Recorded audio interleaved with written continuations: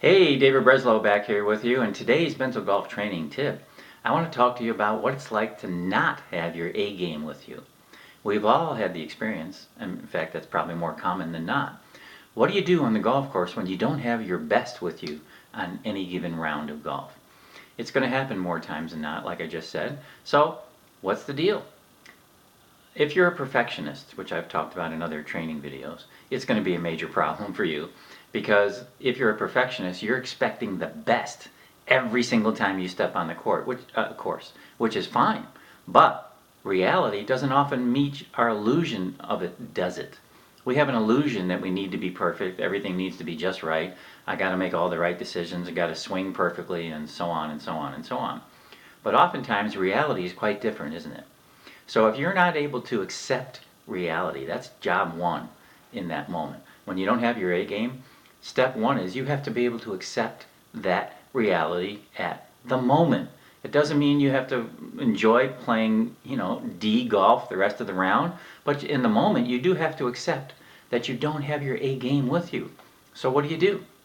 Whenever you notice that things aren't firing on all cylinders, what I've discovered and what I found with a lot of clients is the best thing to do is to just slow down. Oftentimes what a golfer will do when they don't have their A game is they'll start pushing harder. The whole idea is to actually push less. It comes back to that old axiom, less is more. It's really true on the golf course. Even with your A game, less is more is true.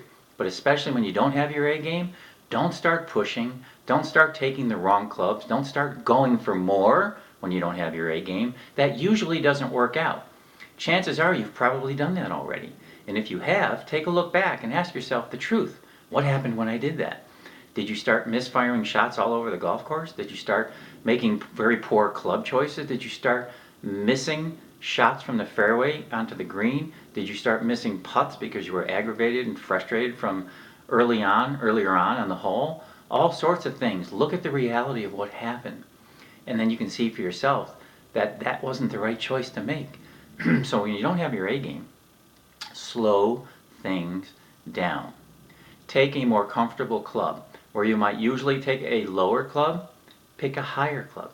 Or where you might, I'm sorry, I said that opposite. When you usually take a higher club, pick one club lower. Get your swing back in rhythm. That would be the key. Slow things down, get your swing back in rhythm. And then as you gear up with that and you feel more and more comfortable, your body, your mind and your emotions are back more in a stable place, then you can start going for your regular shots. Use your regular club choices that you always do. But you first must step back, slow down, take a breath. In your mind, you can literally say to yourself, okay, I don't have my A game right now. The biggest thing I can do wrong is start pushing. So what I need to do is just slow down, take a breath, and take one club less than I normally would use in this situation. That way I can work on my swing and my rhythm and get comfortable with that. Say something like that to yourself. Put it on a 3x5 card. Stick it in your pocket.